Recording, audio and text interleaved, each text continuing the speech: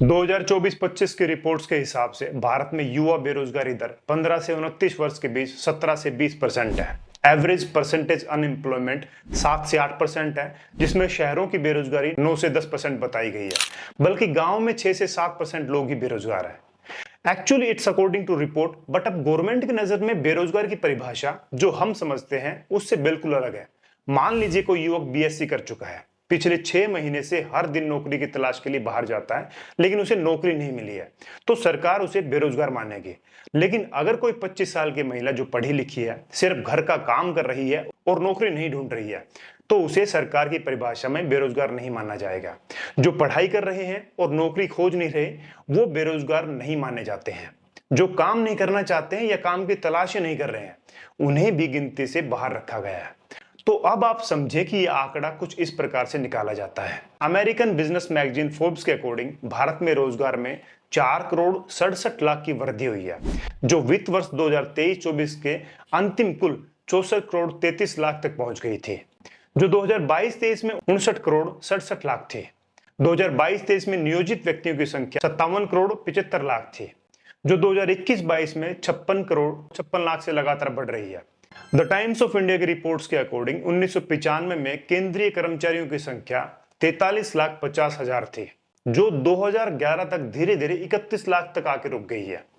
PRS legislative report के अनुसार केंद्रीय कर्मचारियों की संख्या 2014 में 47 लाख से घटकर 2022 में लगभग 31 से 32 लाख तक आ गई है। अगर राज्यों में पीएसयूज और अन्य सार्वजनिक संस्थाओं को भी मिलाएं, तो पूरी सरकारी ताकत अब भी लगभग 4 करोड़ 50 लाख और 4 करोड़ 60 लाख से ऊपर नहीं है। सभी बोर्ड को मिला के हर साल लगभग 1.5 करोड़ बच्चे 12वीं का एग्जाम देते हैं। मतलब हर साल अगर हम अनुमान लगाएं तो इतने ही लोग आगे किसी और स्ट्रीम में आगे पढ़ाई करते हैं, या तो +2 के बाद वो कोई हायर एजुकेशन लेके आगे गवर्नमेंट या प्राइवेट जॉब की डिमांड करेगा, या फिर 12वीं के बाद नौकरी ढूंढेगा या उसकी तैयारी करेगा।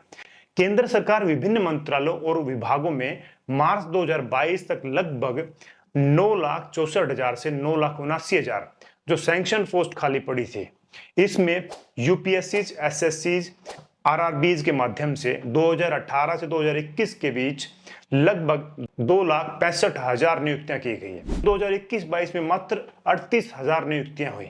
अलग रिपोर्ट्स एजेंसी के हिसाब से केंद्रीय सरकार में लगभग 40 लाख सैंक्शन पोस्ट में से नौकरी की रिक्तता लगभग 25% है, यानी लगभग 9,70,000 खाली पद है। हर साल लगभग 1 से 1,30,000 तक नई नियुक्तियां होती हैं एसएससी, यूपीएससी, आरआरबीज का डेटा के हिसाब से। हालांकि 1 से 1.5 लाख तक की नई भर्तियां होती हैं, फिर भी लगभग 9 से 10 लाख पद हर साल खाली बने रहते हैं, क्योंकि उस खाली पोस्ट को भरने की गति बहुत धीमी है। अब आम जनता चल रही है उसी सोच के साथ में, जिस सोच के साथ में उसके पिता चलते थे, बाकी उनके पूर्वज चलते थे। लेकिन सरकार की सोच बदल रही है। हमारी पॉपुलेशन, देश की जरूरत, विकास को लेके और दुनिया में हो रहे बदलावों को देखते हुए सरकार उन्हीं के हिसाब से सोच रही है, अगर कुछ हद तक माने तो। इसलिए हो क्या रहा है कि हमें सरकार के पॉलिसी रीजंस को समझने की कोशिश करना चाहिए, जिसे कहते हैं लीन गवर्नमेंट फिलॉसफी, यानी बड़े सरकारी ढांचे को छोटा करना। सरकार का मानना है कि कम लेकिन दक्ष और तकनीक आधारित सरकारी ढांचा ज्यादा प्रभावी होता है। इसलिए सरकार प्रयास करती है कि काम को सही, सस्ता और मजबूत रखे। इसलिए ज्यादा से ज्यादा सेवाएं ठेके यानी कॉन्ट्रैक्ट, पीपीपी मॉडल या आउटसोर्सिंग के जरिए दी जाए। स्थायी सरकारी कर्मचारियों की संख्या धीरे धीरे कम की जाए। काम की स्पीड और ट्रांसपेरेंसी लाने के लिए डिजिटलाइजेशन और ऑटोमेशन किया जाए। इससे क्या हुआ कि सरकारी तंत्र में डिजिटलीकरण बढ़ने से मैनुअल काम घटा है। कई विभागों में पहले जितने लोगों की जरूरत नहीं रही है, इससे भी रिक्तियों को भरने की जरूरत कम मानी जाती है। केंद्र और राज्य सरकारों की आमदनी का बड़ा हिस्सा वेतन और पेंशन में खर्च होता है। हर नई नियुक्ति से वेतन प्लस महंगाई भत्ता प्लस पेंशन, ईपीएफ वगैरह, प्रमोशन आदि का खर्च बढ़ता है। सरकारें नए लोगों की जगह कॉन्ट्रेक्चुअल और आउटसोर्सिंग मॉडल अपनाना पसंद करती है, जिससे सरकार को फायदा होता है। छोटे राज्यों में राजस्व की कमी होती है, इसलिए वे रिक्तियां भरने में देरी करते हैं या बंद करते हैं। अब गवर्नमेंट ने अपनी पॉलिसी चेंज कर दिया, तो क्या हुआ कि अब सरकार कॉन्ट्रेक्चुअलाइजेशन की तरफ बढ़ती जा रही है, जिससे सरकारी बैंकों का निजीकरण हो रहा है। नई नियुक्तियां बहुत कम हुई है। रेलवे कई विभागों में निजी कंपनियों को सौंपा जा रहा है। गवर्नमेंट टीचर की जगह सरकारी स्कूलों में गेस्ट टीचर, कॉन्ट्रैक्ट टीचर बढ़े हैं।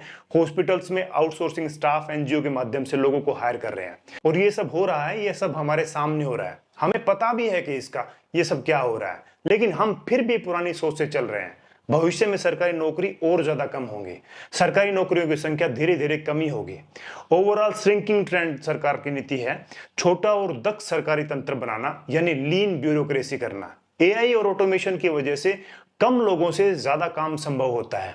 आउटसोर्सिंग, कॉन्ट्रैक्ट आधारित व्यवस्था बढ़ रही है। इससे कंक्लूजन ये निकलता है कि भविष्य में और स्थायी नौकरियां यानी परमानेंट जॉब्स और ज्यादा कम होंगे, हार्डर कंपटीशन होगा। हर साल लगभग 2.5 से 3 करोड़ युवा सरकारी नौकरी की तैयारी करते हैं, लेकिन कुल स्थायी सरकारी नियुक्तियां सिर्फ 1 से 3 लाख तक सीमित होती हैं और इसका जो सक्सेस रेशियो होता है वो सिर्फ 1% रह जाता है।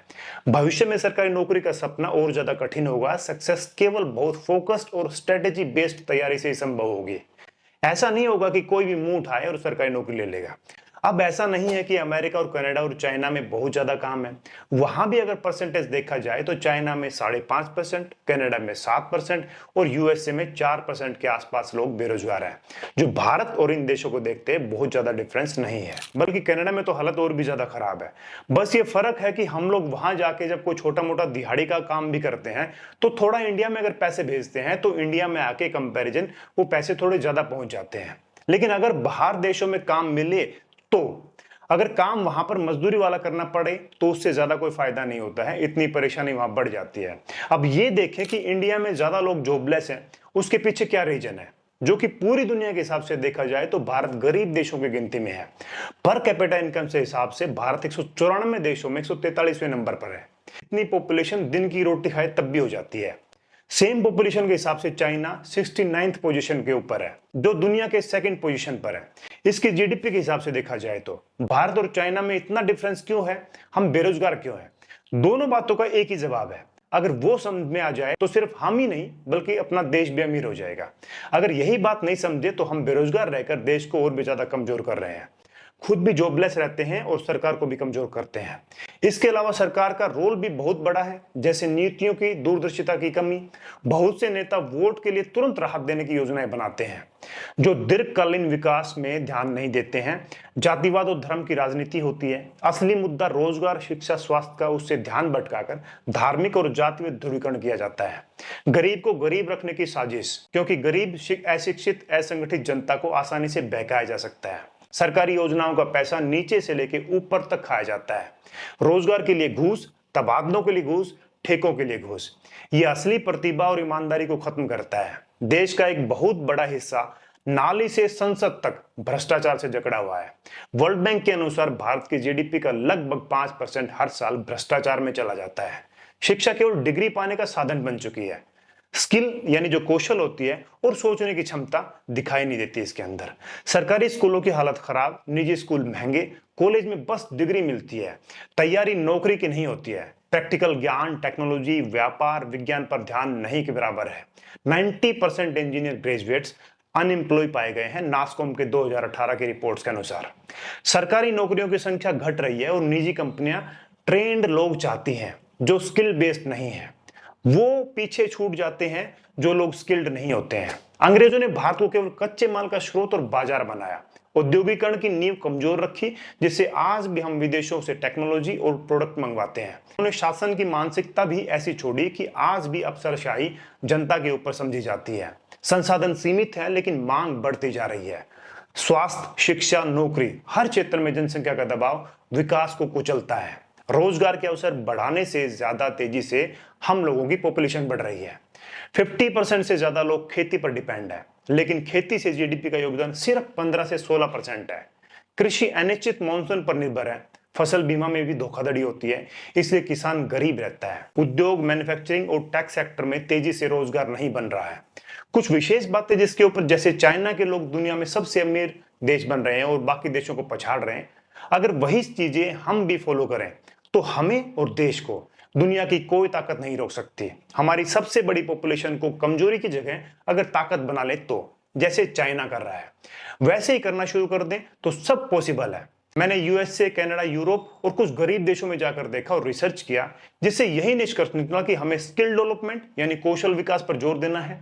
सिर्फ डिग्री नहीं, युवाओं को काम करने लायक बनाना होगा। जरूरत है AI, coding, electric vehicle, solar energy, plumbing, carpentry, robotics, digital marketing जैसे नए क्षेत्रों में काम सीखने की। अगर सरकार हर जिले में स्किल सेंटर और आईटीआई को मजबूत करे, एमएसएमई और स्टार्टअप्स को बढ़ावा दे, छोटे और मंझले जो उद्योग होते हैं एमएसएमई देश में 60% से ज्यादा नौकरियां देते हैं। इनको सपोर्ट करना चाहिए। आसान लोन, कम टैक्स, तकनीकी सहायता दी जाए, ये लाखों नौकरियां पैदा कर सकते हैं। स्टार्टअप इकोसिस्टम को टियर 2, टियर 3 शहरों में ले जाना शुरू करें।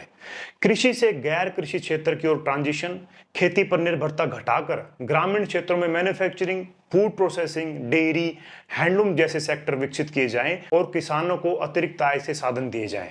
पब्लिक इंफ्रास्ट्रक्चर प्रोजेक्ट, सरकार को सड़कों, रेलवे, जल प्रबंधन, ग्रीन एनर्जी जैसे प्रोडक्ट को और भी ज्यादा तेजी से लाना चाहिए। इससे मैनुअल और टेक्निकल दोनों तरह की नौकरियां बढ़ेंगी। डिजिटल इकोनॉमी और रिमोट वर्क को बढ़ावा देना चाहिए, जैसे content writing, freelancing, online teaching के लिए ट्रेनिंग देनी चाहिए।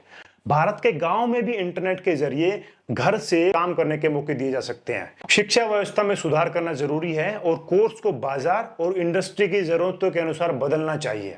एक्सपर्ट बनने वाली शिक्षा पर ध्यान हो, सिर्फ 12वीं पास या बीए पास करके कुछ नहीं होता है। महिलाओं को कार्यबल में लाना बहुत जरूरी है, क्योंकि महिलाओं की पार्टिसिपेशन रेट अभी भी बहुत कम है। अगर आधी आबादी को काम करने के सुरक्षित और लचीले मौके मिले तो बेरोजगारी तेजी से घटेगी। How to speed up India's development, इस पर स्पेशल ध्यान देना चाहिए। इस पर एक पूरी कमेटी बनाकर काम करना चाहिए, जिससे अनुभवी बुद्धियां काम करें तो विकास होगा ही होगा। नीतियों में स्थिरता और पारदर्शिता होनी चाहिए। बार बार नियम बदलने से इन्वेस्टर डरते हैं। जरूरत है स्पष्ट, स्थायी, इन्वेस्टर फ्रेंडली पॉलिसी की। निजी निवेश और ईज ऑफ डूइंग बिजनेस पर फोकस करना चाहिए। भारत में कारोबार शुरू करना और चलाना आसान होना चाहिए। इसके लिए कम लाइसेंसिंग, डिजिटल सिस्टम, टैक्स व्यवस्था और ज्यादा सरलीकरण करना चाहिए, जो कि भारत में अभी तक काफी हद तक काम हो भी रहा है। इसके ऊपर एक्सपोर्ट्स को बढ़ाना चाहिए, इंपोर्ट्स को घटाने की पर विशेष ध्यान देना चाहिए। लेकिन इंडिया को वास्तव में जमीन पर उतारने पर काम चलेगा। भारत को हाईटेक सामान और फिनिश्ड प्रोडक्ट्स का निर्यातक बनना होगा, जैसे कि चीन है, जो लगभग पूरी दुनिया में अपने प्रोडक्ट्स बेचता है, और वो भी पूरी गारंटी के साथ। इंफ्रास्ट्रक्चर और लॉजिस्टिक्स सुधारना पड़ेगा। माल ढुलाई और सप्लाई चेन को और ज्यादा तेज करना होगा, जिससे रोजगार बढ़ेगा। भ्रष्टाचार मुक्त व्यवस्था होनी चाहिए, जिससे सरकारी सेवाओं को डिजिटल बनाकर भ्रष्टाचार कम किया जा सकता है। इसमें निवेशक का भरोसा बढ़ेगा और संसाधनों का सही उपयोग होगा। सस्टेनेबल ग्रोथ होगी। ग्रीन एनर्जी, पर्यावरण संरक्षण, वेस्ट मैनेजमेंट, ये सब जरूरी है ताकि विकास लंबे समय तक टिकाऊ रहे। Skill plus startup plus speed plus scale plus stability is equal to sustainable विकास। अगर भारत को वाकई बेरोजगार मुक्त और तेजी से विकसित देश बनना है तो ऊपर दी गई बातों पर नीति, राजनीति और समाज सभी को एक साथ काम करना होगा। हमें अपनी सोच बदलनी होगी, वरना ऐसा ही होगा, बेरोजगारी और ज्यादा बढ़ेगी, सरकार पर दबाव बढ़ेगा, सरकार हमें ऐसे बेवकूफ बना के उसका फायदा उठाती रहेगी। क्योंकि जब जेब में पैसा आता है तो अकल भी आती है, फिर सरकार भी उसी के इशारे पर चलती है। ये वीडियो एक बार में समझ नहीं आएगा, इसलिए इसे गायत्री मंत्र की तरह हर रोज सुने और स्किल्ड बने। जय हिंद, जय भारत।